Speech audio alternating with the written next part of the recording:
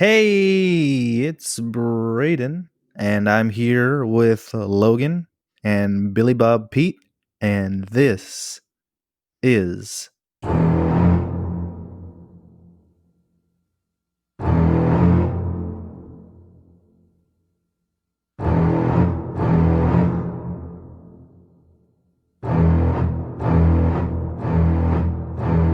You're gonna need a bigger boat.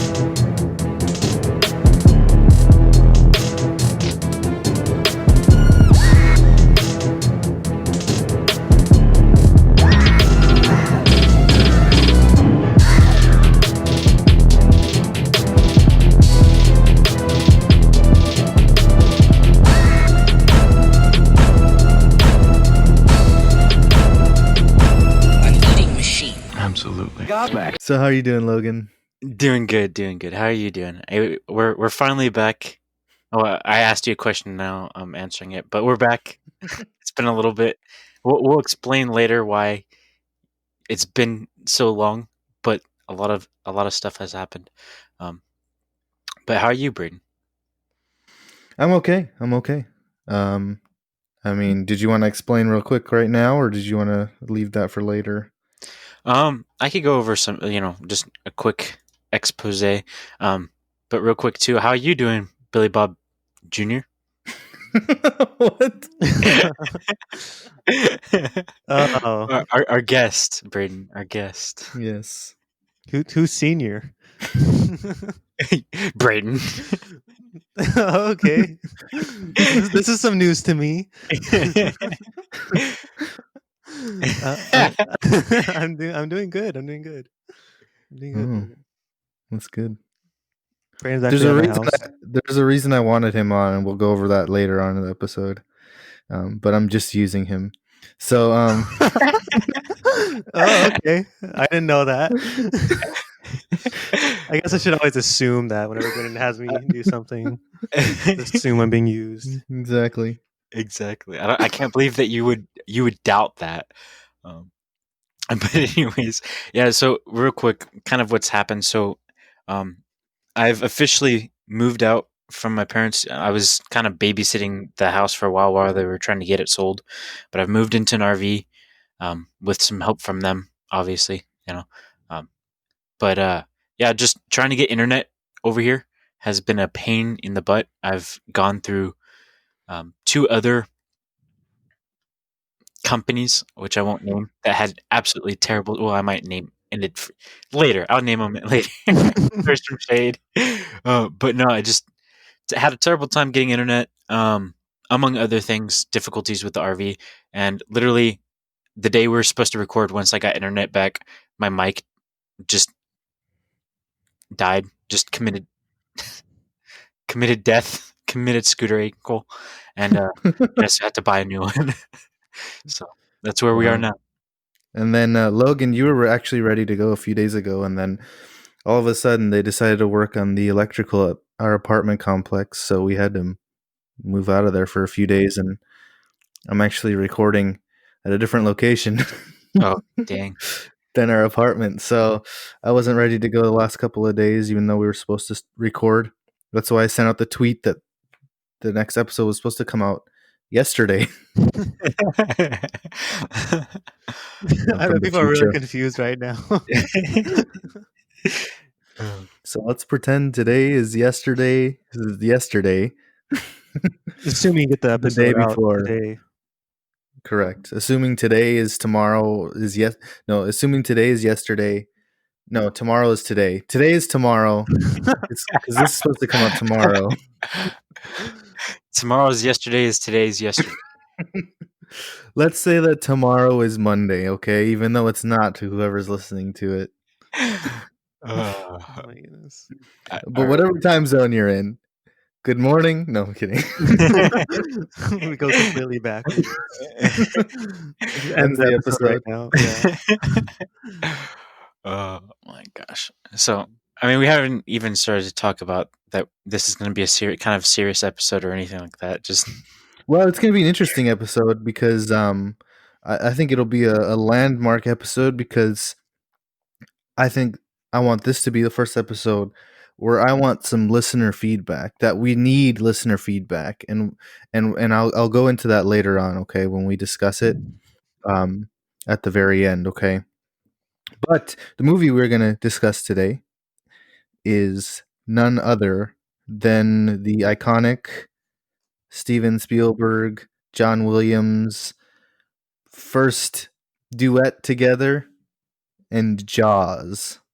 And we all know the dun dun dun dun dun dun dun dun. Dun. We all know the theme, right? We've heard it before. It's one of the classic movie themes of all time, and yet so simple. And yeah, Jaws. Logan, have you seen Jaws? Only like a bazillion times. I mean, it's one of those classics where if your parents didn't, you know, introduce Jaws to you, I don't, what are you doing? Go watch Jaws, and then come back and listen to this episode. I actually saw Jaws as a kid. I had always thought it was rated R, but it wasn't. It was PG. So, but I ended up watching it as a kid anyways. Being introduced to it, thinking I was watching a rated R movie. You're so cool. Yeah, I was being so cool. It was another Matrix experience.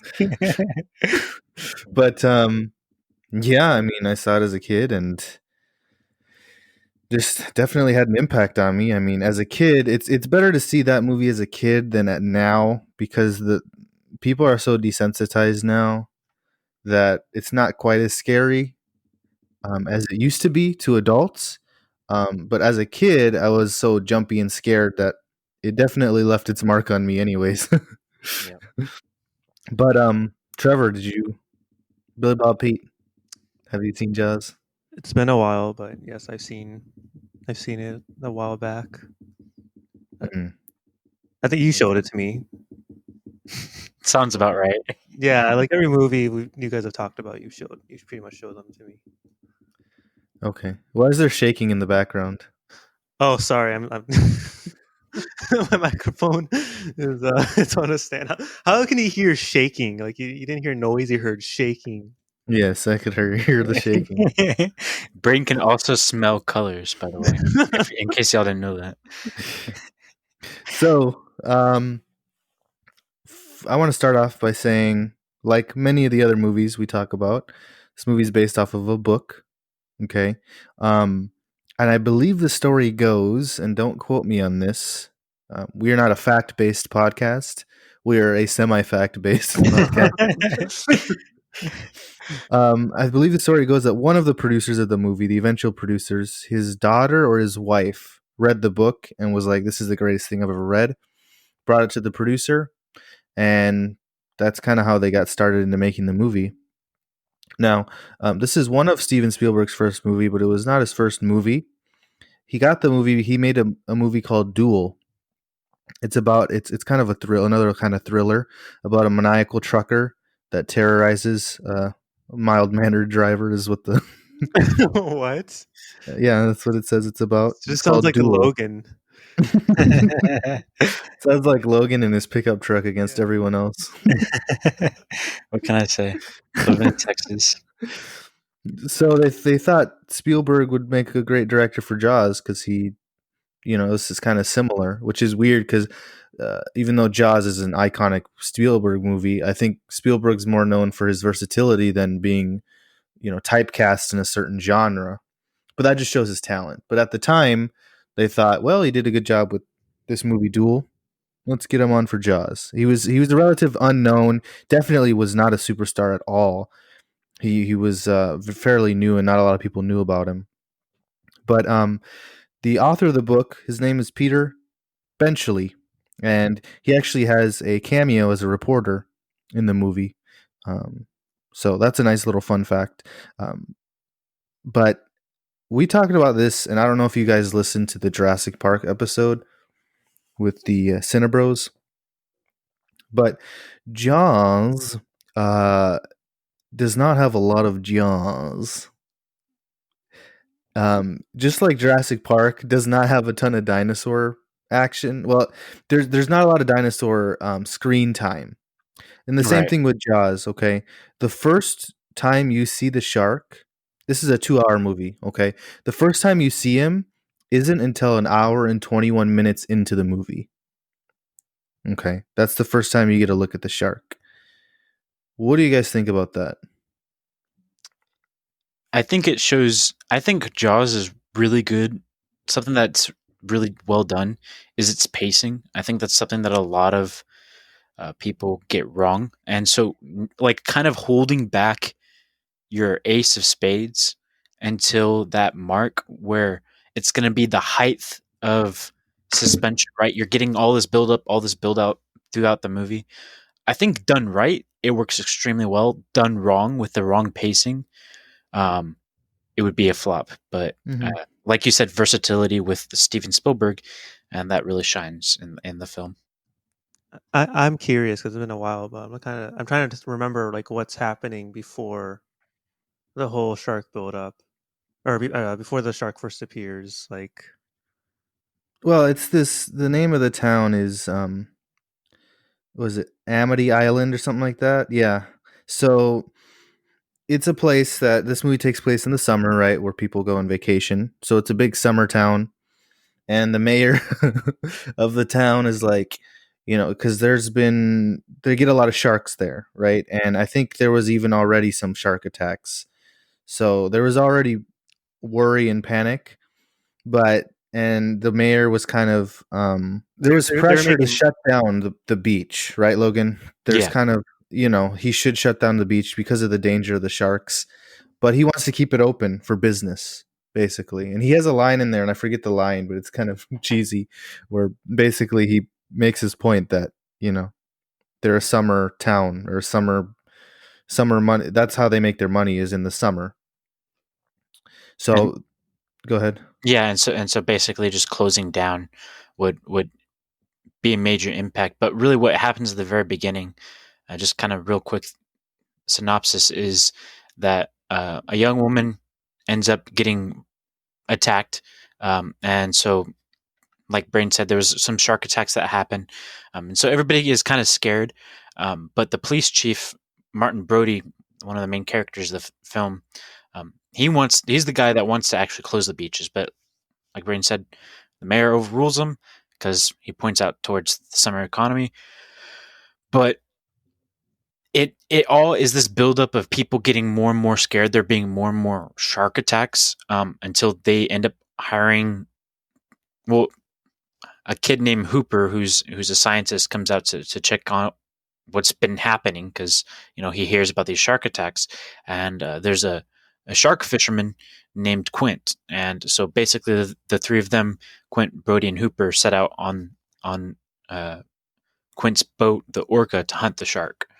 So that's basically the rolling up, and the reason why um, Brody even got involved was because he had a scare with his son. His son was on a boat, on a sailboat, and there was a shark attack, and so it really impacted him. And so it was kind of personal vendetta for him to go after the shark. So that's the quick synopsis of the plot. so there is stuff going on at the beginning. It's not just like Hmm. boring or like Right. just build up, but there is stuff. I mean, it kind So of the danger starts right away. The yeah, danger's there. you see the effects of the shark, but you Hmm. don't actually see the shark until the okay. That makes more sense. Well, it's a thriller. He's there, but you don't see him yet, so that's kind of where the suspense lies. Um, but another thing that really adds to it, of course, is the iconic score, the theme, right, by John Williams. And Spielberg had always wanted to work with John Williams. He was a big fan of his. He did a TV show that he did the theme for. What's it called? Lost in Space, which they remade into a show now.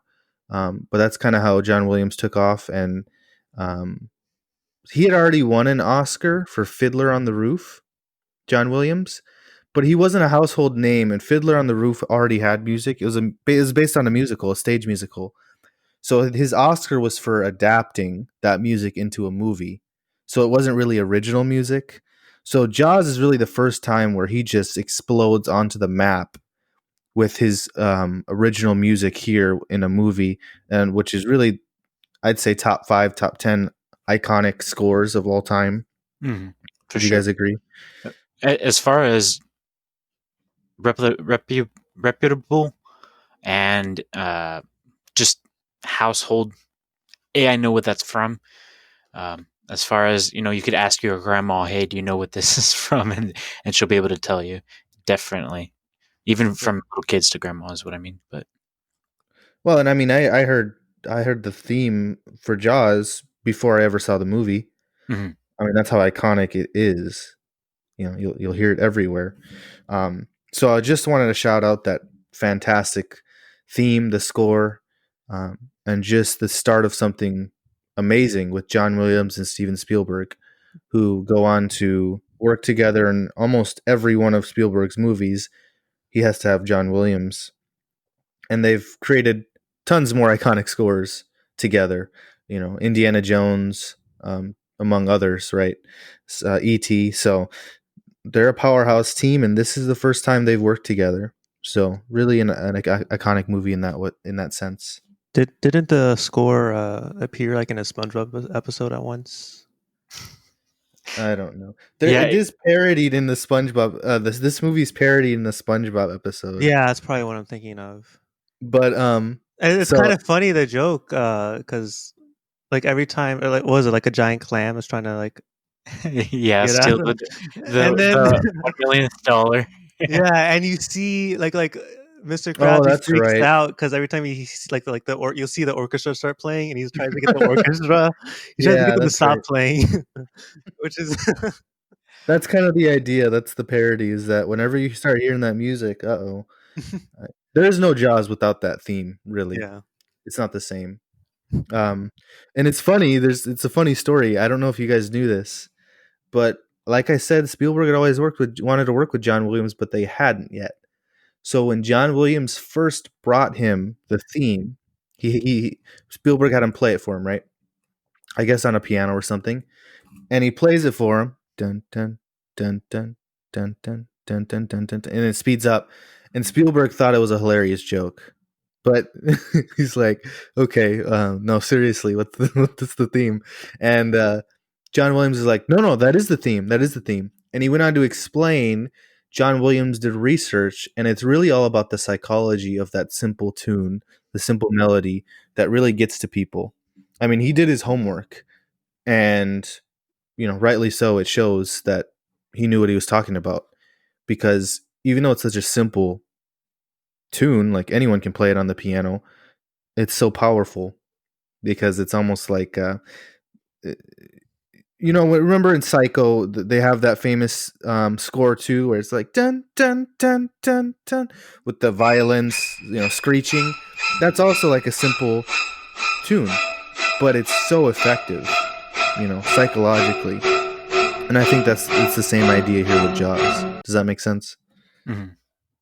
Because it bursts into that kind of little kid psyche of all of ours, where it's like, oh, oh, oh, and you start getting anxious. Right, right. It'll increase your heart rate. It'll start giving you anxiety. If it's more complicated, it's harder to recognize. Throughout the movie. You know what I mean? Mhm. But if something's so simple, you recognize it immediately. You know what's going to happen. You just don't know when. You know it's coming up soon, though. So I thought that was a funny story, though, that Steven Spielberg thought it was a joke because of how simple it was. Um, so yeah, there's that, and then you mentioned SpongeBob. SpongeBob also parodies Jaws in another classic episode. It's obscure, and I don't know how I remember this. I didn't even do research on it. I just remember.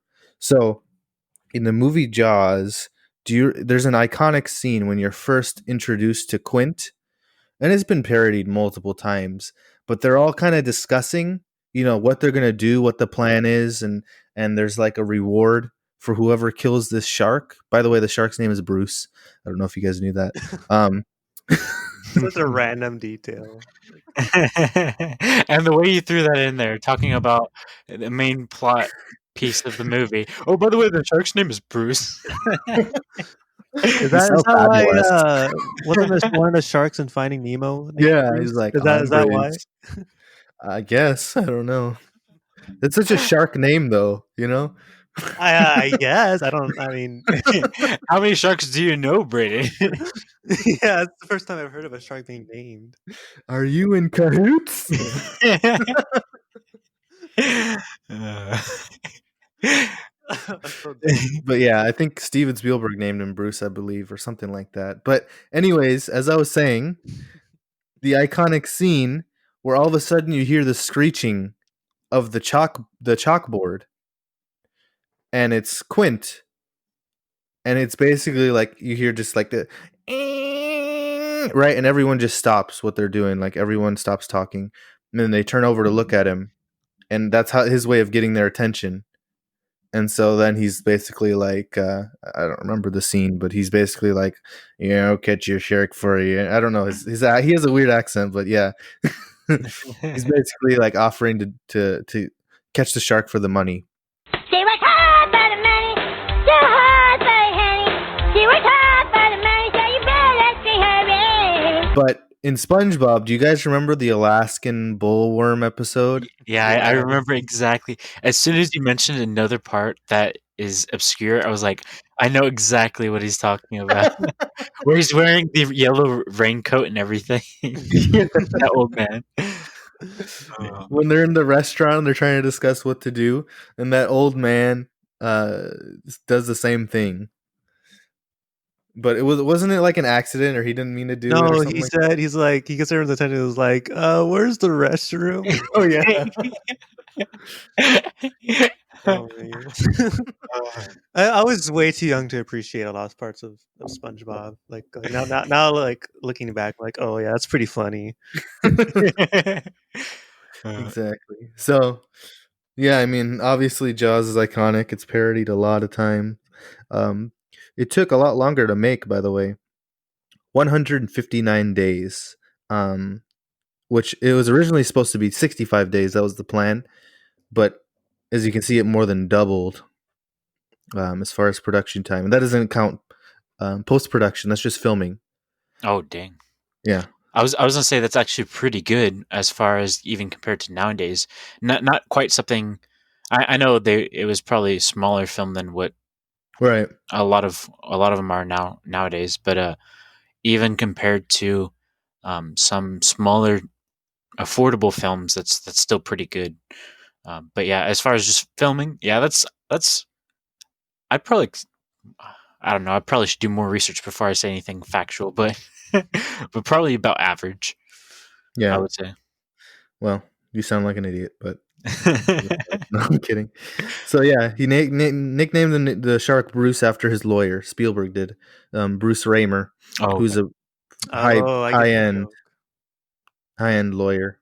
Yeah, Because lawyers are like sharks. I get it. I get it. yeah. I guess. Um, What do you mean you guess?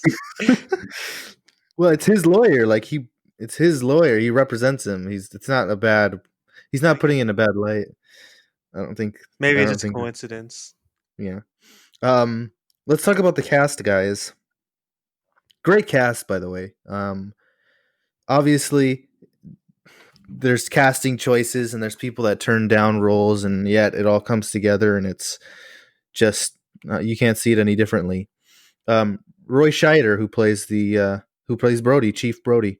Um, Spielberg really loved him in the movie The French Connection.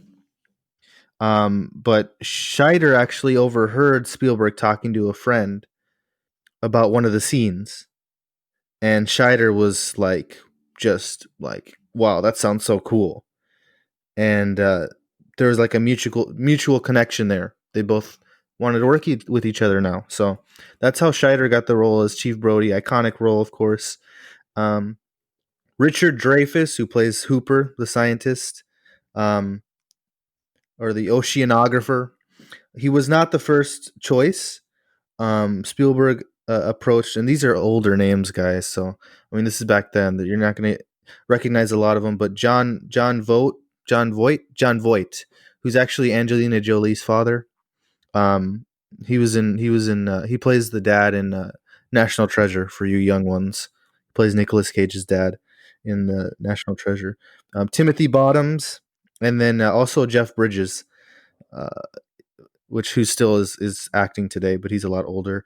Um, but Dreyfus actually turned down the role, and then he well, the story goes he went to see one of his movies where his first movie where he was the lead role, and the name of the movie was The Apprenticeship of Duddy Kravitz.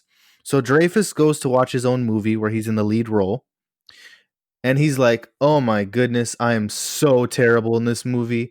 Like he couldn't believe how bad he was in this movie. He hated his performance. So he went back to he's like, "My career's over. I got to take what I can get." So he went back to Spielberg and he's like, "All right, I'll take it." So he took the job. And that's why, and ended up being, I mean, if you hindsight 2020, anyone would have taken that job now, but of course, nobody knew. And then Quint. Now, Quint is played by Robert Shaw. Okay, classic English actor, highly respected. Nobody had anything bad to say about him. Very professional. In fact, he was a drinker. He was considered a drinker, but he never came on set too drunk.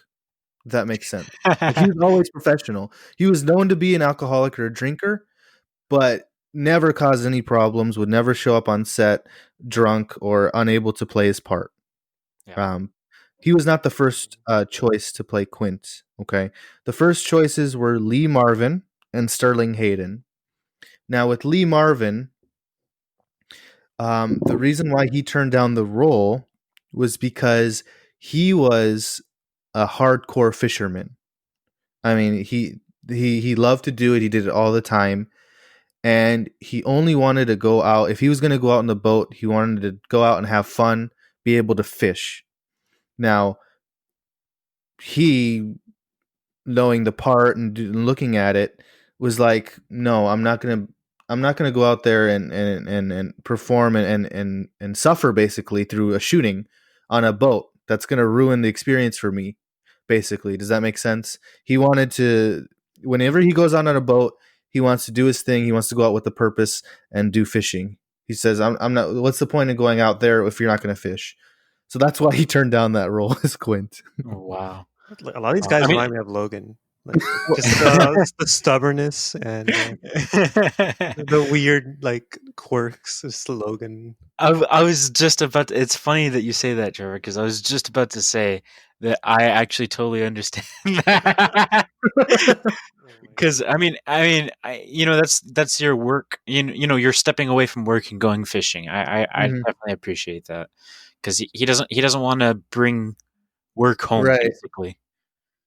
Right, he doesn't want to combine the two. Which it was like a really tough shoot. I mean, not only was it long, but Richard Dreyfuss said that at least everyone got seasick at least once. Like, it was really tough to shoot out there. I mean, they really did shoot out in the water. Yeah, it's funny because Quint is based off of a real fisherman. His name was Craig Kingsbury. He appears in the movie. It is a cameo. But he actually helped Robert Shaw with the accent, and he would tell old sea stories to him that Robert Shaw actually incorporated into the movie. So he's based on a real person in Martha's Vineyard, which is where the movie is filmed. Martha's Vineyard, Massachusetts. Okay. Hmm. And that's important. Well, let's talk about it now, okay? This is kind of the reason why I wanted to discuss Jaws. And this is why I want to get feedback on people, because now we are going to discuss an unsolved case and a conspiracy. And Trevor knows, I don't think he knows anything about it. So I want to get an opinion from someone who has no knowledge coming into it. Okay. So I want to give this part to Logan, kind of give the background. What are we talking about here, Logan? So, without giving too much information, basically there's a cold case going on, right? Where there's a Jane Doe kind of situation. And I'll get into what happened. So, on July 26th, on 1974, around the time they're wrapping up filming and everything on Jaws, It was getting pretty much close to production, to after production time, to when they would start starting editing up and getting the audio synced and everything, to get it out the door the next year. A 9-year-old girl was walking in the area where the film was being shot, and happened upon a decomposing body of an unidentified woman in the Race Point Dunes of Provincetown, Massachusetts.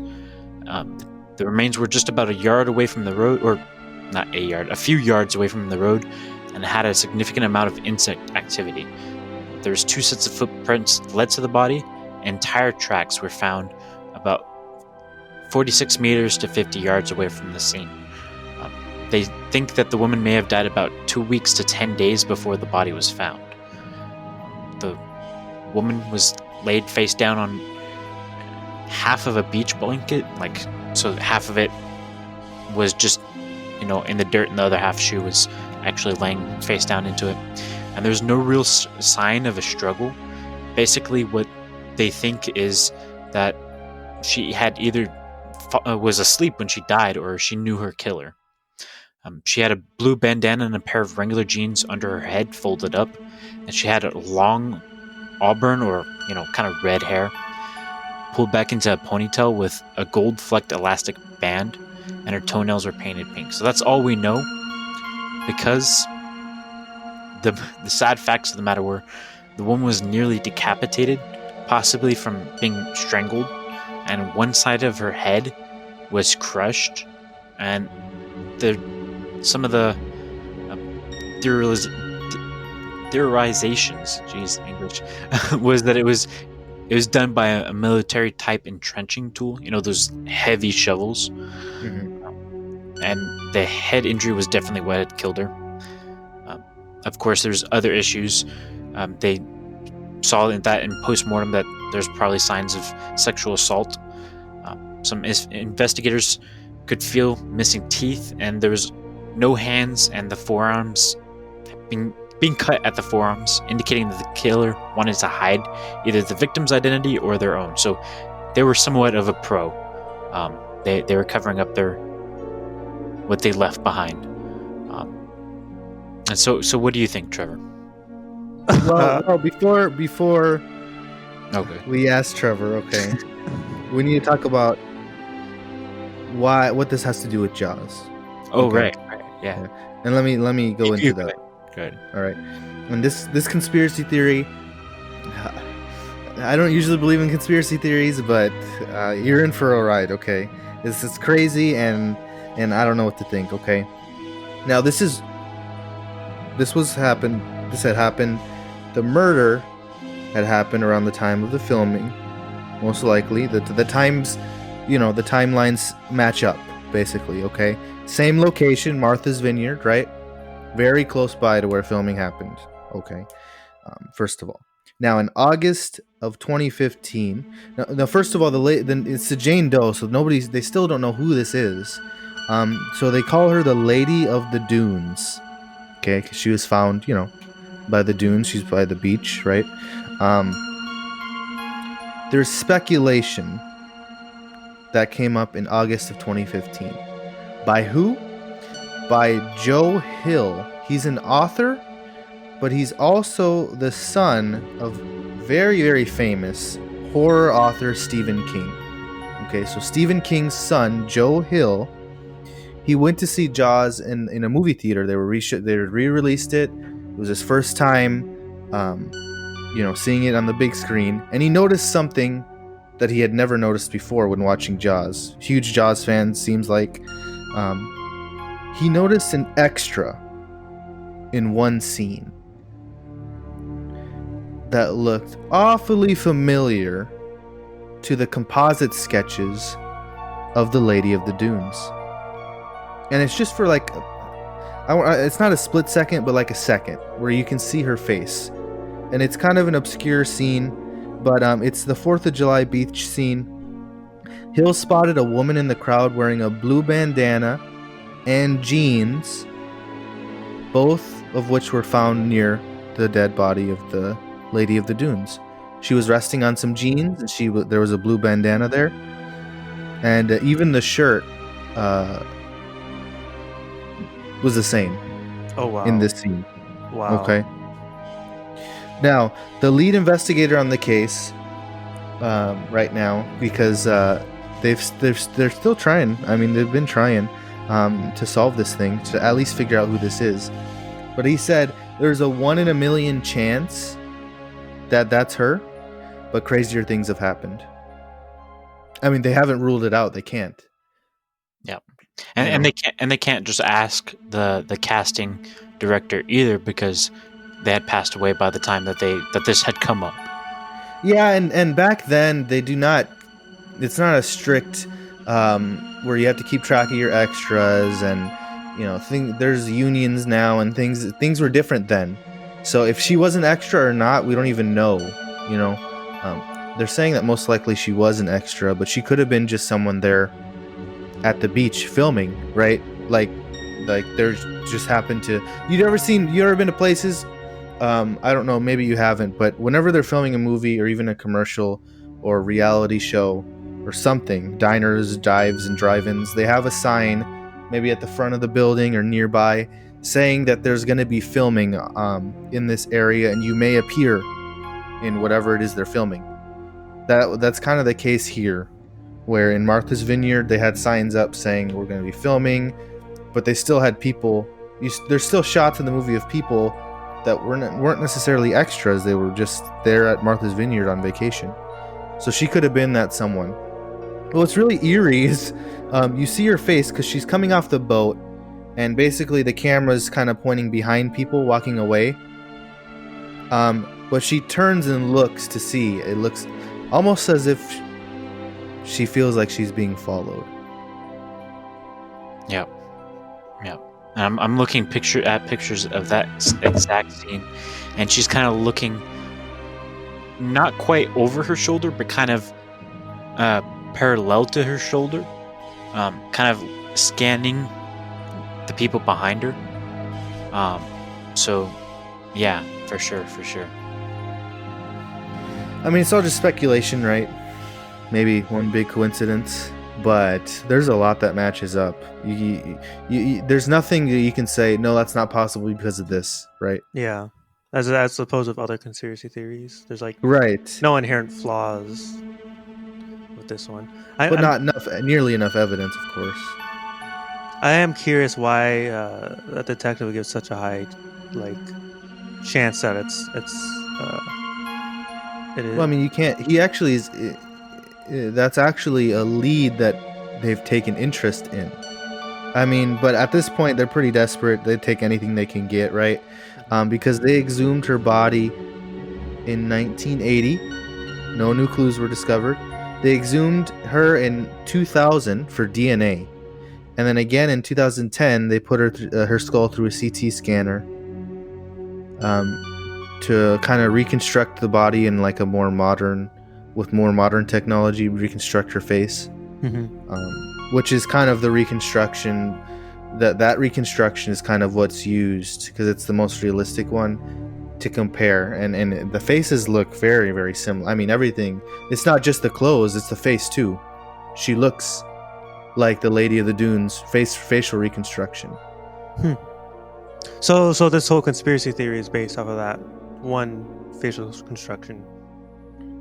Right, plus other clues like the clothing and the location and the timelines match up.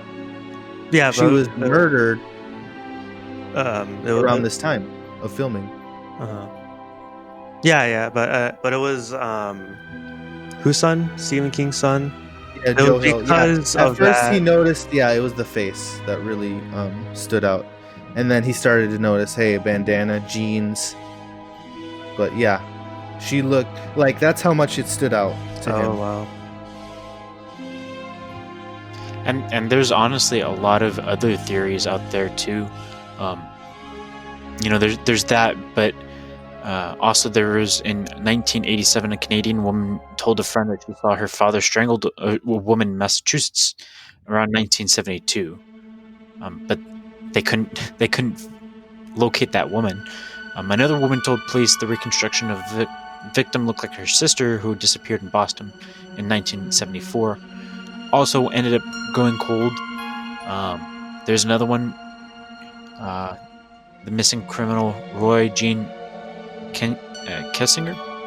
Kessinger, yeah, Rory Jean Kessinger. Yeah, he would have been about 25. She, it's a she. She. Oh, okay. Yeah, because that's what the victim would have. If you're looking out right there. They cut off a lot, but there's Yeah. enough to notice there was a woman. Yeah, no, and but the DNA didn't match up. to So- to the mother of Kessinger. That's why. See, Kessinger was about 25 around the time of the murder. She broke out of jail in 73 and kind of just disappeared. And there was a resemblance between the two, so they thought maybe that was her. But they compared DNA evidence of the victim to the mother of Kessinger, the missing criminal. That didn't match up there. So a lot of these theories have been squashed. This one has not been, with the Jaws theory. Well, there is one that I find kind of interesting. The serial killer Hayden Clark. He actually confessed to the murder, but the thing is, he suffers from paranoid schizophrenia.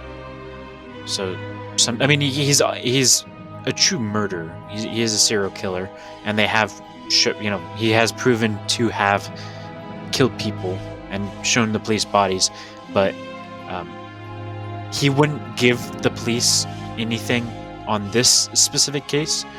Because, as he says, I could have told the police what her name was, but after they beat the out of me, I wasn't going to tell them. This murder is still unsolved, and that's what the police are looking for. Is in my grandfather's garden. That's what he said. So I don't take any credence to that, because that was not the first time he quote unquote confessed to a murder that he didn't actually commit, that they ruled out, and he had schizophrenia, as you mentioned. So that's pretty common. And the whole "I could have given her name, but because of this, I'm not gonna do it now." That's a common. When you act like you know something, but you really don't. That's a common. That was a great impression, Braden. Yeah. That's pretty much how people sound when they do that. Yeah. He's a murderer, so we can make fun of him. It's okay. Yeah. So, Trevor, you need to watch Jaws, okay? I guess so. I've seen it And before. Trevor, you also need to find the Lady of the Dunes. Yes, find her. Or not find her, because we already found her. Find out who she is.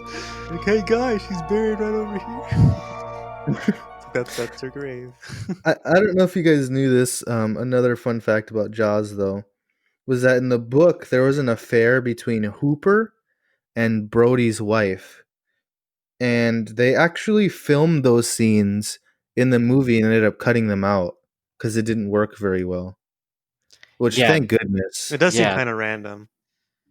Yeah, thank goodness. Because Hooper, I think, only meets her once, and she likes him just because he's a smart kid from, upstate. So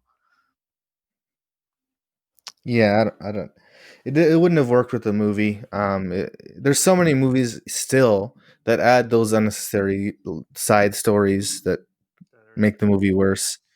it would ruin the pacing. It would definitely ruin the pacing, because it would go from, love story interest to, you're supposed to be scared, and I don't even know what that's supposed to be. Yeah. By the way, iconic movie line, "You're gonna need a bigger boat," which is commonly misquoted. It's one of those what do you call it? Stockholm syndrome, where there's so many Mandela effect? Mandela effect. Yeah, there you go. Stockholm syndrome is something else. Yeah, Mandela effect. Sorry, different guy. Guy. Oh, yeah. So where people quote, "We're gonna need a bigger boat." That's always the quote that whenever people try to quote it. But he actually says, "You're gonna need a bigger boat," because it's not their boat; it's Quint's boat. So, That happens with a lot of John Williams movie, like with Star Wars, where he says, Luke, I am your father. That's not what he says at all. He says, no, I am your father. Right. There Yep. is no Luke. It's another one of those Stockholm Mandelas. So Stockholm Mandela. Universal Studios, who produced this movie, obviously they're the studio. Um, they have a backlot tour because Universal Studios, although it's a theme park, a lot of they have sound stages there where a lot of classic movies are filmed. Psycho, The Great Outdoors, The Grinch. A lot of those sets are still there. Nacho Libre. There, if you watch the video on YouTube of the backlot tour, they point out different sets and what movies have been filmed here. And they'll even say that a movie that just came out or is coming out is just filmed here.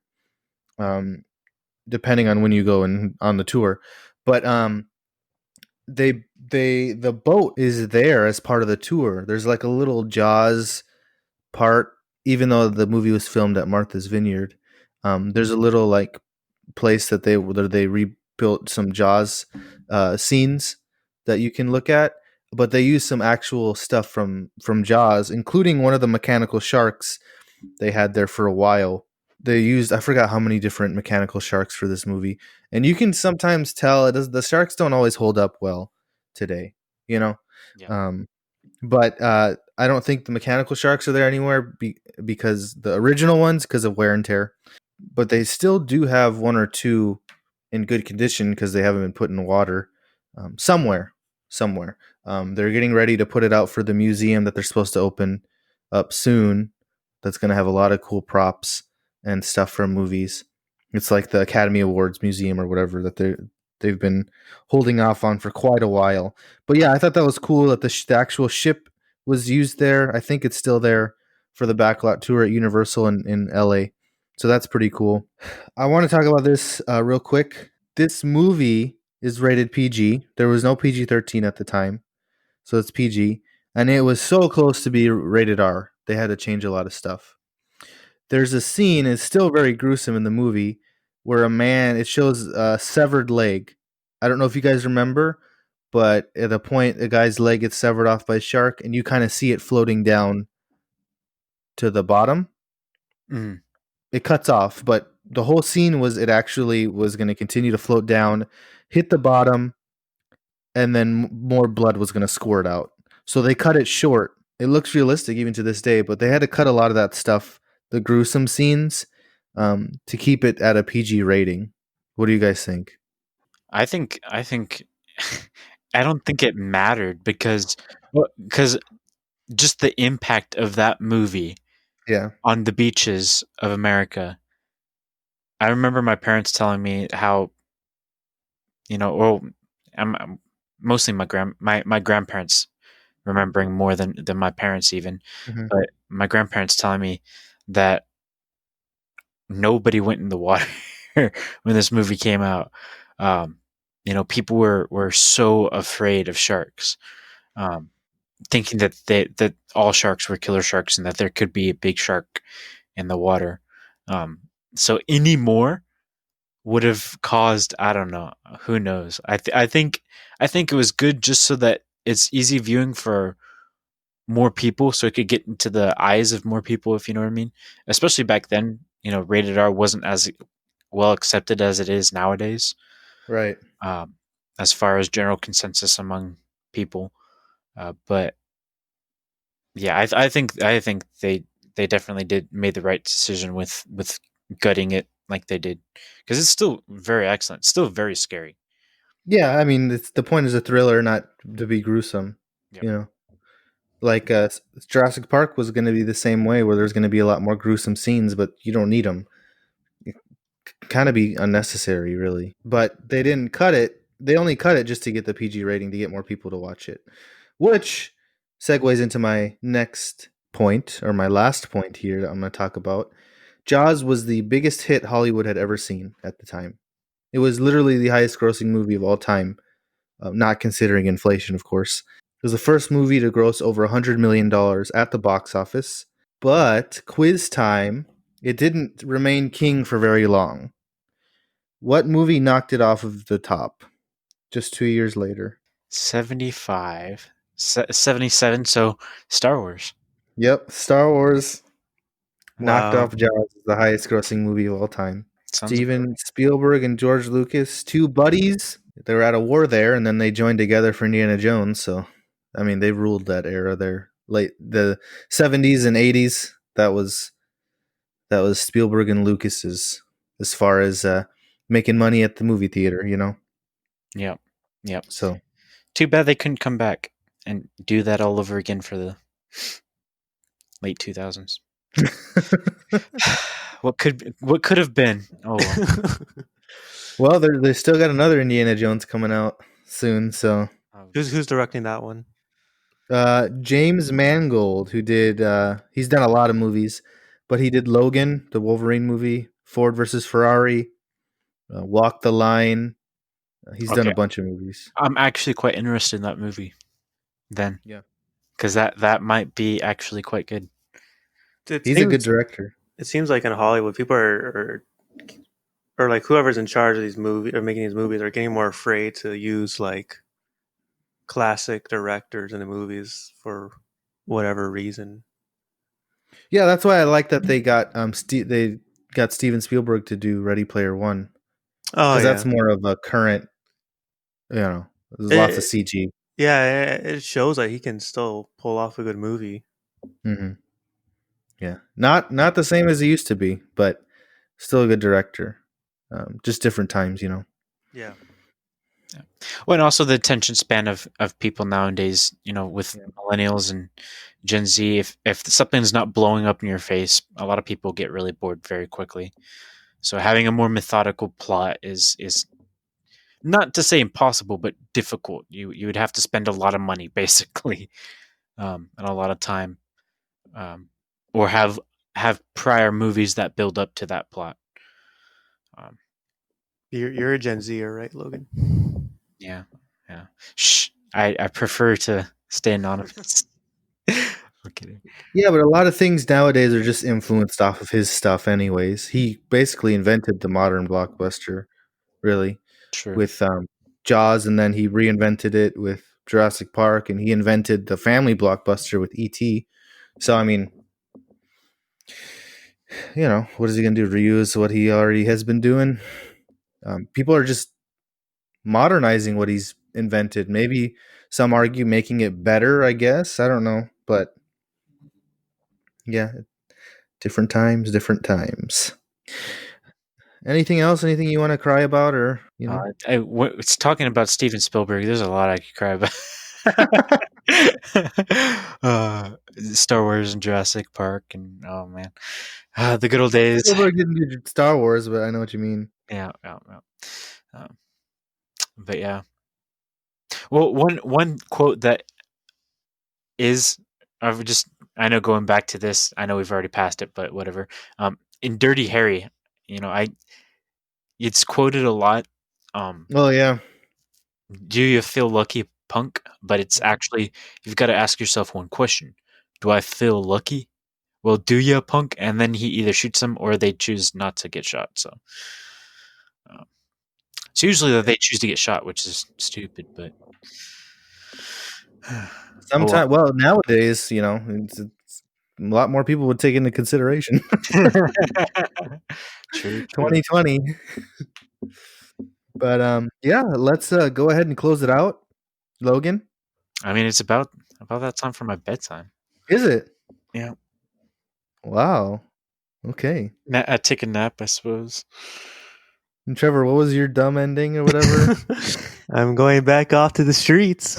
Oh, that's right. I forgot you don't have a home. Okay. And to all you out there that have jaws, I want to say, good morning. What about those people who don't, Braden? That's so insensitive. I don't want them listening to this episode anyways. Please It'll give them PTSD. Please someone out. Why do they keep referring to what I do not have? No. Good afternoon, good evening, and good night.